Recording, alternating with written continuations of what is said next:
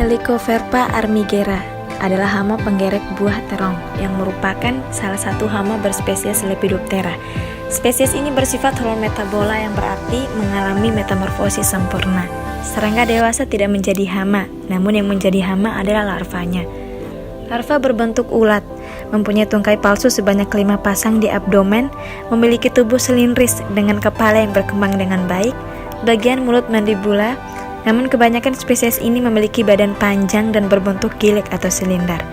Larvanya membutuhkan waktu 13 hingga 22 hari untuk berkembang dengan panjang hingga 40 mm. Warna mereka bervariasi, tetapi sebagian besar berwarna hijau, kuning sampai merah kecoklatan. Menyerang buah dengan cara menggigit dan melubanginya, sehingga bentuk buah tidak normal dan mudah terserang penyakit busuk buah. Tanaman inang dari hama ini ialah buah terong, tomat, kapas, kacang polong, buncis, sayur-sayuran, dan lain sebagainya. Adapun cara pengendalian yang dilakukan untuk mencegah hama ini, yang pertama dengan cara fisik mekanik atau kultur teknis, yang merupakan teknik pengendalian hama yang dilakukan dengan cara yang sederhana, yakni perlakuan langsung terhadap tanaman, baik menggunakan alat tertentu maupun secara manual, misalnya melakukan penyiangan dan pembersihan tanaman di sekitar tanaman terjangkit. Kemudian yang kedua yaitu pengendalian secara biologis dengan memanfaatkan musuh alaminya seperti parasit Trichogramma sp, atau melakukan pengendalian secara kimiawi yaitu menggunakan bahan-bahan inseksida dengan ambus atau Corsair.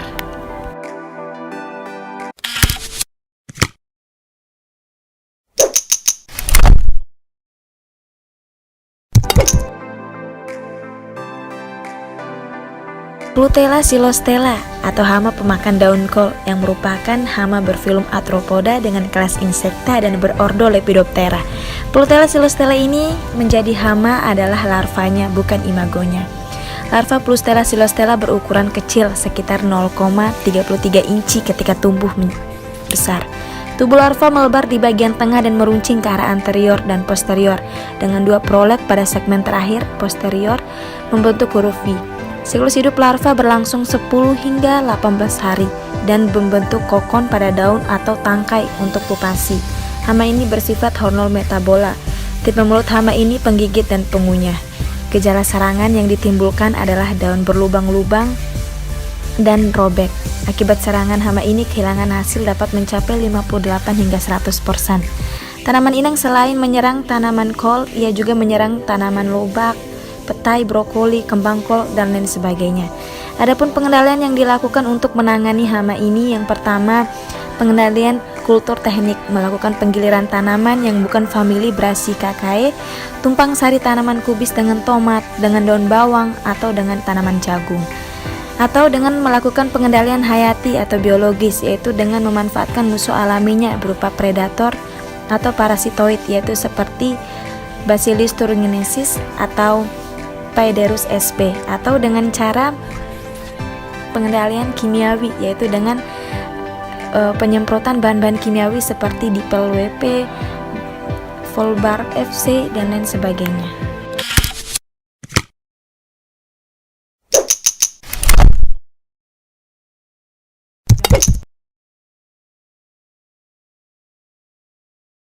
Tilas formicarius atau hama penggerek umbi-umbi jalar merupakan salah satu hama yang berordo Coleoptera dengan genus Silas. Adalah hama yang bersifat metamorfosis sempurna atau holometabola. Dan yang menjadi hama adalah larvanya.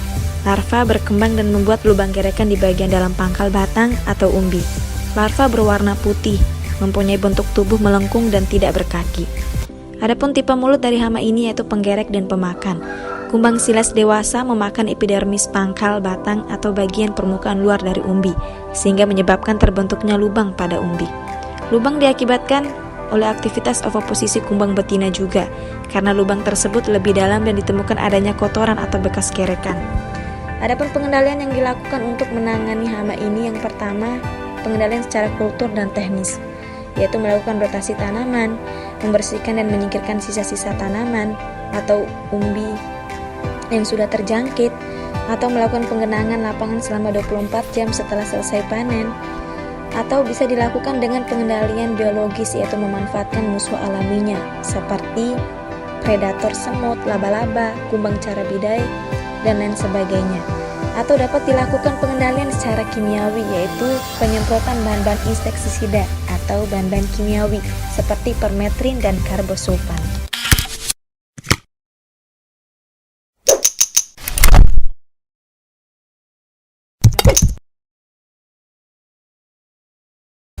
Apis sp atau hama penggulung daun cabai merupakan salah satu hama yang berordo Homoptera dengan famili Apididae. Hama ini merupakan vektor pembawa penyakit atau virus pada tanaman. Hama ini dapat mengeluarkan kotoran atau embun madu, sehingga kadang pada tanaman yang terdapat banyak kutu ini akan ditemui semut-semut yang akan memanfaatkan kotorannya. Kutu daun ini termasuk dalam famili Apididae, dengan memiliki ciri-ciri yang pertama bertubuh lunak, berukuran 4 sampai dengan 8 mm. Kelompok hama ini biasanya hidup berkoloni di bawah permukaan daun atau sela-sela daun. Tanaman inang selain cabai untuk hama ini yang pertama timun, paprika, semangka, melon, kubis, dan lain sebagainya. Adapun tipe mulut yang dimiliki oleh hama ini yaitu pencucuk dan penghisap. Dan cara menyerang kutu daun ini yaitu menyerang tunas atau daun mudah dengan cara menghisap cairan tanaman, sehingga helaian daun menggulung atau mengkeriting. Reproduksi secara seksual dan aseksual tinggal berpindah-pindah. Adapun pengendalian yang dilakukan untuk menangani hama ini yang pertama kultur teknis, yaitu penggunaan musa jerami di bedangan pembibitan cabai, atau memangkas tanaman yang sudah terjangkit. Atau dapat dilakukan pengendalian secara biologis, yaitu dengan memanfaatkan musuh alami yang berpotensi untuk membunuh hama ini, seperti kumbang macan, larva siridae, dan lain sebagainya. Atau dapat dilakukan pengendalian kimiawi, yaitu dengan menggunakan inseksida seperti alfametrin, abametrin, dan sipermetrin.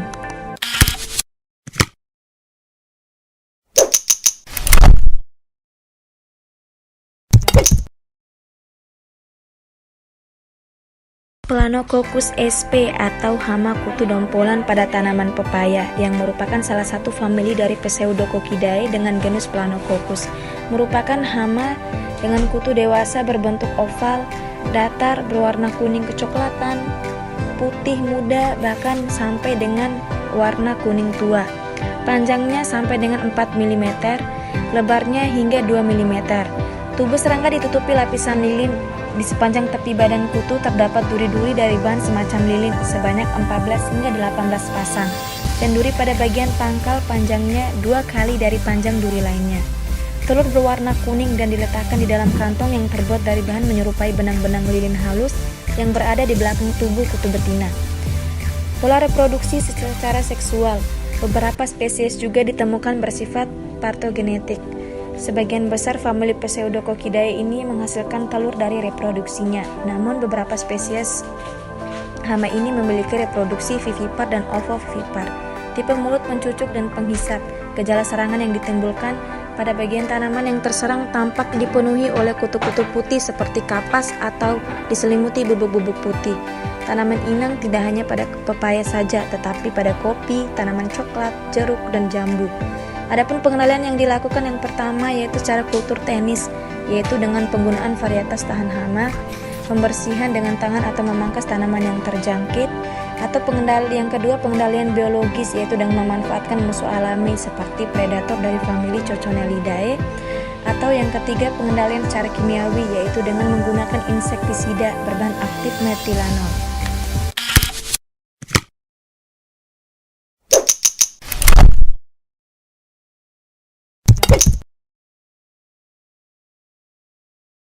Inilah Parvata lugens atau hama wereng pada tanaman padi, yang merupakan salah satu dari kelas insekta dengan ordo Hemiptera dan famili Delphicidae. Ciri utama Nilophar fata lugens adalah adanya bintik hitam pada sayap bagian depan dan pada tungkai tulang belakang. Pada punggungnya terdapat 3 garis memanjang berwarna coklat muda. Bila dilihat dari samping, garis ubun-ubun rata dan sejajar dengan garis batas leher. Hama wereng batang coklat hidup pada pangkal batang padi. Binatang ini mempunyai siklus hidup antara 3 sampai dengan 4 minggu yang dimulai dari telur sampai dengan dewasa. Saat menjadi nimfa dan imago inilah wereng batang coklat menghisap cairan dari batang padi. Hama ini dapat merusak tanaman melalui penghisapan cairan pada sistem vaskular atau pembuluh tanaman, menularkan penyakit virus kerdil hampa dan virus kerdil rumput. Tipe mulutnya mencucuk dan menghisap. Kerusakan yang ditimbulkan secara umum diakibatkan oleh wereng coklat ini bersifat langsung dan tidak langsung. Secara langsung yaitu dengan cara menghisap langsung cairan tanaman di dalam sel sehingga tanaman menjadi kering dan akhirnya mati. Secara tidak langsung, karena wereng coklat ini merupakan vektor bagi penyakit virus kerdil rumput dan kerdil hampa. Gejala yang tampak dari serangan wereng coklat ini dapat terlihat dari daun yang menguning, kemudian tanaman mengering seperti terbakar. Adapun tanaman inangnya yaitu padi, rerumputan, dan sejenisnya. Cara pengendalian yang dilakukan yang pertama yaitu secara mekanis atau kultur teknis, yaitu dengan penanaman serentak, lampu perangkap atau light traps, waktu persemaian, pengeringan petakan sawah, pencabutan dan pembakaran seluruh tanaman yang terjangkit dan lain sebagainya.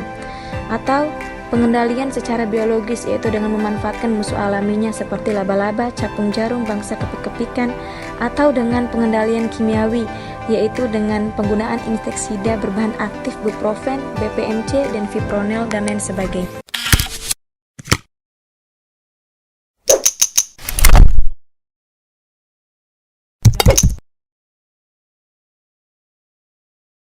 Sitophilus oryzae atau hama pada beras yang merupakan salah satu hama yang berordo Coleoptera dengan kelas Insecta yang merupakan kumbang muda dan dewasa berwarna coklat agak kemerahan. Setelah tua warnanya berubah menjadi hitam. Terdapat 4 bercak berwarna kuning agak kemerahan pada sayap bagian depan, 2 bercak pada sayap sebelah kiri, dan 2 bercak pada sayap sebelah kanan. Panjang tubuh kumbang 3 sampai dengan 5 mm tergantung dari tempat hidup larvanya. Larva kumbang tidak berkaki, tetapi berwarna putih dan jernih. Ketika bergerak akan membentuk dirinya dalam keadaan agak membulat. Kumbang betina dapat mencapai umur 3 sampai dengan 5 bulan dan dapat menghasilkan telur 500 butir. Daur hidup kumbang beras dimulai dari peletakan sebutir telur yang telah dilubangi. Selanjutnya lubang itu ditutupi dengan sekresi yang keras, sehingga larva memakan beras tempat tinggalnya dan berkembang sampai menjadi pupa. Kumbang beras atau Sitophilus oryzae bersifat polifag. Selain merusak butiran beras, inang dari hama ini juga seperti jagung, padi, kacang tanah, gaplek, dan butiran lainnya. Akibat dari serangan hama ini, butiran beras atau butiran lain-lainnya menjadi berlubang kecil-kecil. Adapun cara pengendalian yang dilakukan untuk menangani hama ini, yang pertama yaitu dengan cara kultur teknis, mencampurkan bahan-bahan dapur pada beras seperti cabai kering, daun jeruk kering, bawang putih kering, karena aroma yang ditimbulkan mampu mengusir kutu ini, atau menjemurnya atau membekukannya ke dalam lemari es. Kemudian cara kedua yaitu pengendalian secara biologis, memanfaatkan musuh alaminya seperti bangsa kepik-kepikan dan laba-laba, atau dengan cara pengendalian kimiawi yaitu fumigasi dilakukan pada tumpukan beras atau stapel dengan menggunakan gas fosfin, metil bromida, atau dapat menggunakan gas karbon dioksida dan nitrogen dalam stapel yang disungkup.